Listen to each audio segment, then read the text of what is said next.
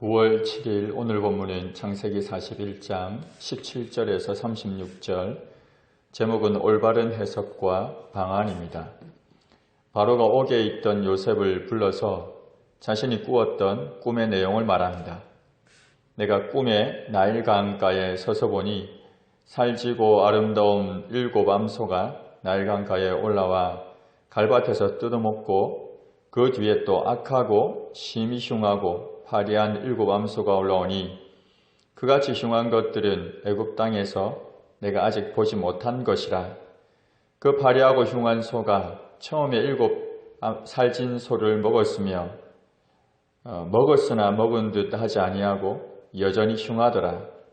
내가 곧 깨었다가 다시 꿈에 보니 한 줄기에 무성하고 충실한 7 이삭이 나오고 그 후에 또 가늘고 동풍에 마른 7 이삭이 나오더니 그 가는 이삭이 좋은 7 이삭을 삼키더라. 내가 그 꿈을 점술가들에게 말하였으나 그것을 내게 풀이해 주는 자가 없느니라. 바로는 자신이 꾼 꿈을 요셉에게 말한 뒤에 그 누구도 풀이해 주는 자가 없다고 하나님께서 편안한 답을 하실 것이라고 말한 요셉이 풀이해 주기를 간절히 원했습니다. 요셉이 바로에게 곧장 그 꿈을 해석합니다. 바로의 꿈은 하나입니다. 하나님이 그가 하실 일을 바로에게 보이신 겁니다. 7 좋은 암소와 7 좋은 이삭은 7 해입니다. 그 위에 올라온 화려하고 흉한 7 소와 동풍에 말라 속이 빈 7 이삭도 7해 흉년입니다. 온 애굽 땅에 7해 큰 풍년이 있을 것이고 후에 7해 흉년이 있을 것입니다. 그때 애굽 땅에 있던 풍년을 다 잊어버리게 되고 이 땅이 그 기근으로 망하게 될 것입니다. 후에 든 그 흉년이 너무 심함으로 이전 풍년을 이 땅에서 기억하지 못하게 될 것입니다. 바로께서 꿈을 2번 겹쳐 꾸신 것은 하나님이 이 일을 정하셨기 때문입니다. 하나님께서 속히 행하실 겁니다. 요셉은 바로의 꿈을 듣자마자 곧장 그 꿈을 해석해 주었습니다. 물론 하나님께서 요셉에게 그 꿈을 해석할 수 있도록 지혜를 주신 것이었습니다. 요셉은 꿈을 해석하는 것에서 그치지 않고 해결 방법을 일러줍니다. 이제 바로께서는 명철하고 지혜 있는 사람을 택하여 애굽 땅을 다스리게 하십시오. 그리고 그 나라 안에 감독관들을 두어 그 7해 풍년에 애굽 땅의 5분의 1을 거두되 애굽 땅의 5분의 1을 거두되 그들로 장차 올 풍년에 모든 곡물을 거두고 그 곡물을 바로의 손에 돌려 양식을 위하여 각 성읍에 쌓아두게 하십시오. 이와 같이 그 곡물을 이 땅에 저장하여 애굽 땅에 임할 7해 흉년에 대비하시면 땅이 이 흉년으로 말미암아 망하지 않을 것입니다. 요셉의 해결 방안은 먼저 사람을 택하라는 겁니다. 사람을 택하되 명철하고 지혜 있는 사람을 택하라고 했습니다. 사물에 대한 정확한 식별력을 가지고 있고 상황에 대한 예리한 통찰력이 있는, 그래서 위기에 대처해 나갈 수 있는 사람을 택하라고 했습니다. 그리고 그 사람으로 하여금 애굽 땅을 다스리게 하라고 했습니다. 그리고 나라 안에 감독관들을 두라고 했습니다. 그 감독관들은 풍년의 때에 모든 곡물의 5분의 1을 거두고 그 성읍에 쌓아 저장하게 하라고 했습니다.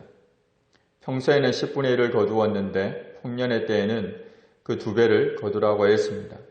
그러나 풍년이 이었기에 그것으로 인해 백성들이 어려움을 겪지는 않을 것입니다. 나아가서 거둔 곡물을 각 성읍에 쌓아서 잘 저장하라고 했습니다. 그 곡물이 상하지 않도록, 도난당하지 않도록 잘 저장하라고 했습니다.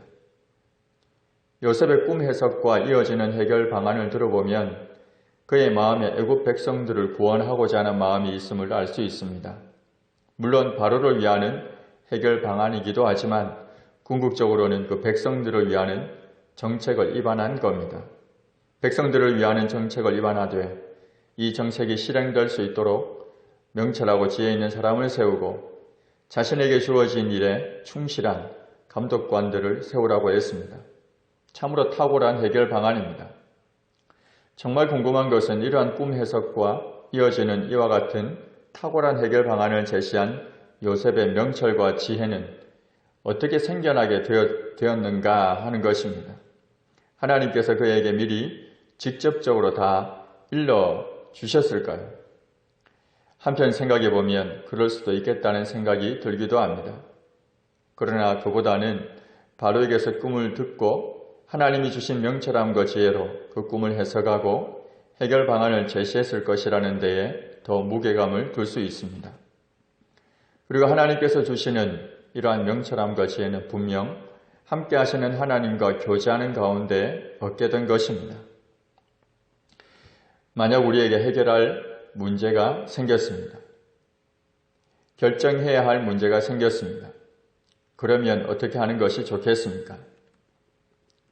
먼저는 그 문제를 가지고 하나님 앞에 나아가 기도해야 합니다. 기도하되 답을 알려달라고 부르짖기만 할 것이 아니라 해결할 수 있는 여러 가능성들을 놓고서 하나씩 물어야 합니다. 만약 서너 가지 방안이 나온다면 그것을 가지고 하나씩 하나님께 물으면서 나에게 유익할 뿐만 아니라 공동체에게도 유익한 방안을 찾아가야 합니다. 때로 지금 당장은 나에게 손해가 있다 하더라도 그것이 공동체에게 유익이 되고 그래서 마침내 나에게도 유익한 것이 된다면 그것을 찾아가야 합니다.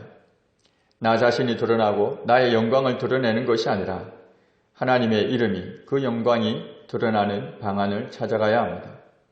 그렇게 기도하는 가운데 방법들을 찾다 보면 분명 하나님께서 지혜와 명철함을 주셔서 해결할 수 있는 최상의 것을 알려주십니다.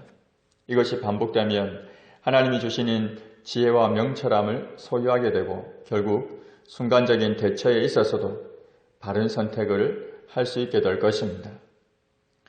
하나님 문제를 가지고 하나님 앞에 나아가 씨름하는 가운데 지혜와 명철을 얻게 하시고 그로 인해 하나님이 원하시는 선택을 할 수 있게 하옵소서. 공동체와 세상 가운데서도 바른 해석과 바른 방안을 제시할 수 있는 사람이 되게 하옵소서. 예수님의 이름으로 기도합니다. 아멘.